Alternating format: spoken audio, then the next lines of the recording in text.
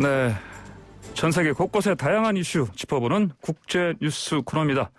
자, 한국일보 유튜브에서 국제 이슈 담당하는 손성훈 기자, 오늘은 스튜디오에 못 나오고 전화로 연결했습니다. 송 기자, 안녕하십니까? 네, 안녕하세요. 자, 지난주부터 영국발 변종 바이러스 때문에 지구촌 들썩입니다. 네, 그렇습니다. 영국에서 시작된 변종 코로나가 지금 유럽을 넘어서 호주, 중동, 아시아까지 빠르게 퍼지고 있습니다. 변종 코로나가 지금 14일 영국의 첫 보고를 시작으로 현재까지 최소 19개국에서 확인이 됐습니다. 지금 유럽에서는 네덜란드, 덴마크, 이탈리아 등 총 10개국에서 발견이 됐고요. 아시아에서는 싱가포르, 말레이시아, 일본 등에서 나왔고, 중동 국가인 레바논에서도 발견이 됐습니다. 또 최근에는 캐나다 온타리오주에서 변종 코로나가 감염돼서 북미 대륙에서도 바이러스가 확인이 됐고요. 또 나이지리아, 남아공 등 아프리카 대륙은 물론 호주, 브라질에서도 또 다른 변종이 확인됐다고 합니다.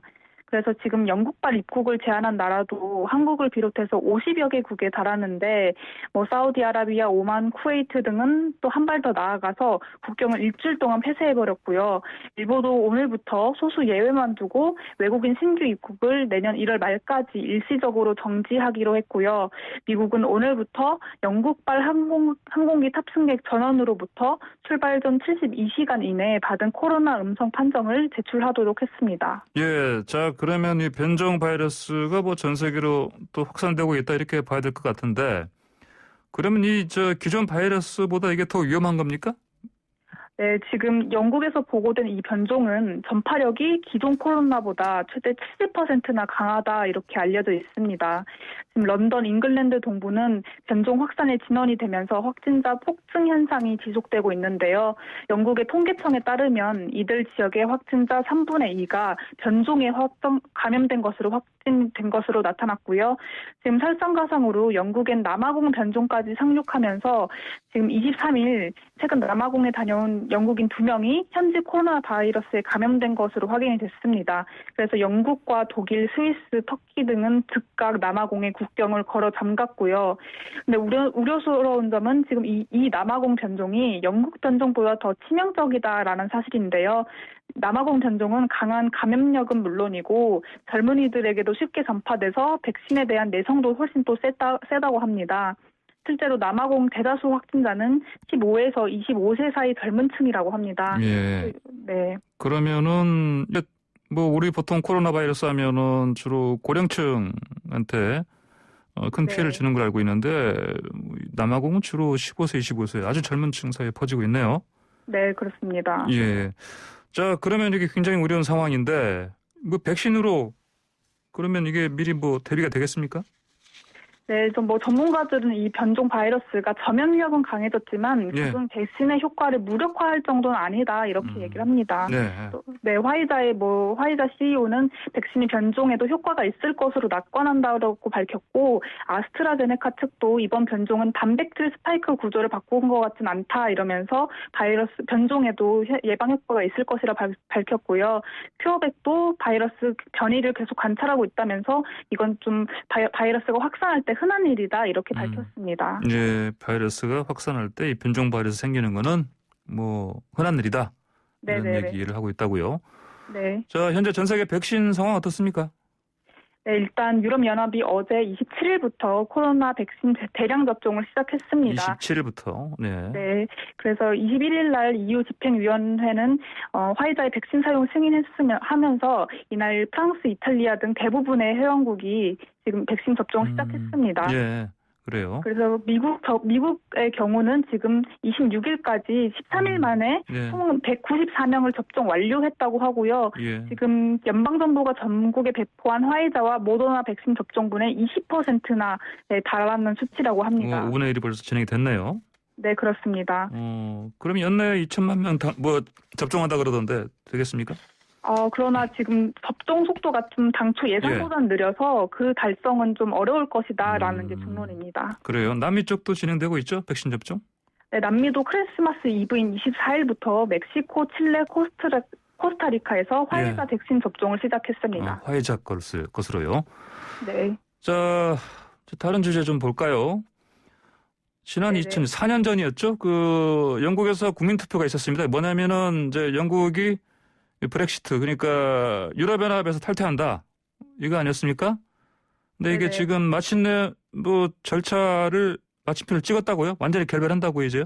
네네, 그렇습니다. 지금 올해 초부터 1년간 이어졌죠. 지금 양측의 포스트 브렉시트 협상이 크리스마스 이브 날인 24일 전환기간 종료 일주일을 앞두고 극적으로 타결이 됐습니다. 포스트 브렉시트라면 당연히 이제 그 영국이 유럽연합 탈퇴한 이후에도 네, 양쪽의 200번째. 관계를 어떻게 할 것인가 이를테면 뭐 보통 우리가 보통 영국과 EU 간의 이혼 조정 절차라고 얘기하던데 그러니까 무슨 뭐 이혼하면 보통 우리가 여러 가지 뭐 재산도 나누고 그런 얘기 하지 않습니까? 그렇기 네. 때문에 이제 앞으로 당분간은 뭐 어떻게 뭐 통상 그다음에 뭐 국경 통제라든지 이런 것들 어떻게 하겠다 뭐 이런 것들을 협의를 했다는 얘기죠 그러니까 네, 그렇습니다. 그렇군요. 최대 쟁점이 뭡니까? 최대 쟁점은 어업권이었는데요. 어업권. 영국은 올 예. 초부터 자국 해역 내에 EU 어선 조업권을 대폭 제한해야 된다 이렇게 주장을 했고 예. EU는 10년간 유예 기간을 두자 그러면서 현 상황을 좀 유지하자 이런 입장이었습니다. 예, 어떻게 좀 이걸 의견을 좁혔습니까? 입장차가 처음에는 뭐 서로 입장차를 좁힐 수 없었다가 EU가 예. 먼저 제안을 했습니다. 아하. 그래서 양측은 지금 결국에는 5년 반 동안 25%를 줄이는 쪽으로 25%의 어획량 쿼터를 줄이는 쪽으로 가닥을 잡았습니다. 그렇군요. 그러니까 5년 이제 그러면 6년이라고 하셨습니까 방금? 어용량 쿼터?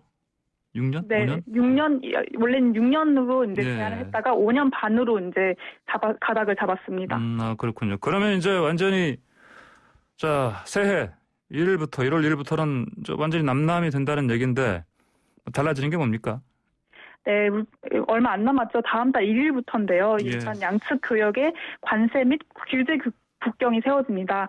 포스트 브렉시트 협상에서 원래는 이제 무관세 무쿼터를 기반으로 하는 FTA를 맺긴 했는데 과거와 비교하면 절차는 훨씬 까다로워지는데요. 예. 미국 월스트리트 저널은 EU와 거래하는 영국 기업이 연간 총 2억 1,500만 개에 달하는 세관 신고서를 더 작성해야 될 것 이렇게 전망을 했고요. 이동의 자유도 제한이 됩니다. 영국인들은 유럽에 들어가려면 여권의 유효 기간이 6개월 이상 남아 있어야 되고 또 EU 회원국에서 90일 넘게 있을 경우 비자도 필요합니다. 또 유럽 건강보험증 제도에 따라서 EU 안에 치료를 받을 때 부여하던 공짜 보조금 혜택도 중단이 됩니다. 네, 그러니까 영국은 그동안 이제 유럽연합 회원국일 때는 이제 같은 나라랑 마찬가지 개념이니까 다른 나라에 가서 살더라도 뭐 여권만 있으면 되는 건데 이제는 석 달 이상 90일 넘게 만약에 이제 영국인이 다른 나라 프랑스, 뭐 이탈리아 이런 나라에 체류하려면 여권 아니고 여권 플러스 비자도 필요하다 이런 얘기네요? 네, 맞습니다.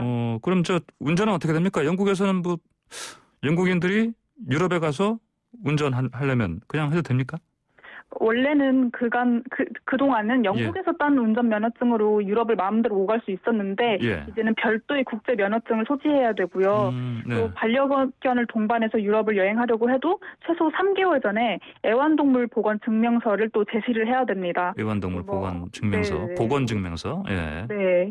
또 안보 분야에서도 또 유럽 사법재판소 관할권이 종료가 되고 예. 또 영국의 유럽 사법협력기구나 유럽 경찰청 회원국 자격 역시 또 박탈이 됩니다. 유로폴 말씀하시는 거군요. 네, 알겠습니다. 네. 각국 반응은 어떻습니까?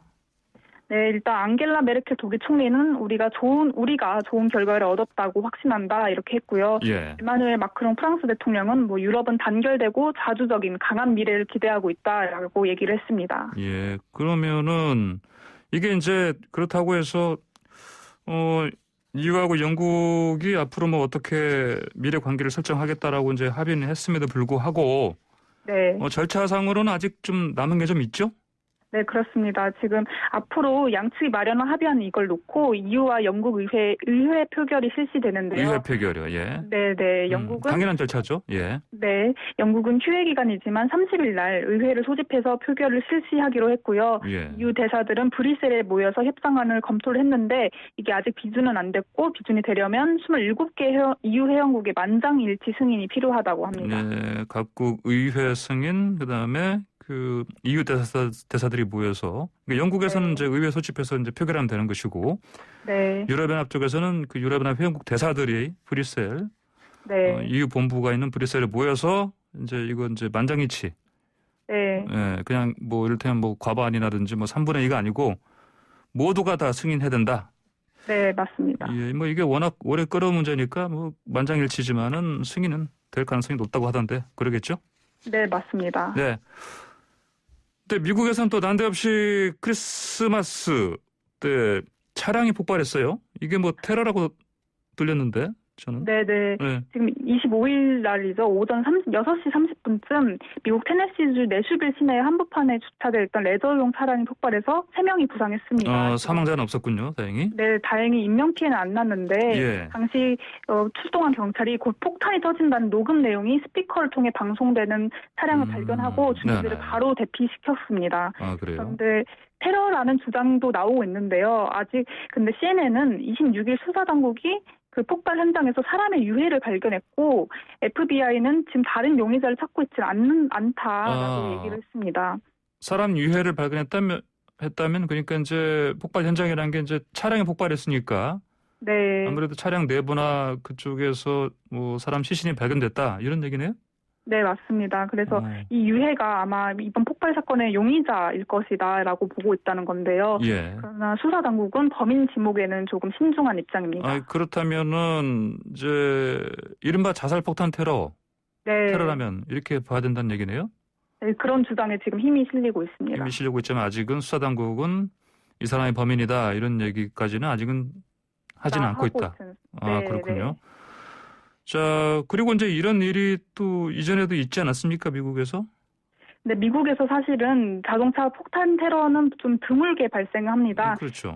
네, 1995년 오클라호마 시티에서 트럭이 폭발해서 168명이 숨지고 수백 명이 다친 적이 있고요. 예. 2010년 4월에는 뉴욕 타임스퀘어에서 차량 폭발을 시도하려다가 제지된 바 있습니다. 그러니까 차량 폭탄 테러는 주로 뭐 아프가니스탄이니 뭐 파키스탄이니 이런 이제 중동, 아시아 저쪽에서 또는 유럽에서 일어나는 네. 일인데 미국에서 일어났다 보니까 좀 생소하긴 합니다. 네, 맞습니다. 알겠습니다. 오늘 소식 여기까지 듣겠습니다. 감사합니다. 네, 감사합니다. 네, 한국일보 손성원 기자와 얘기 나눴습니다.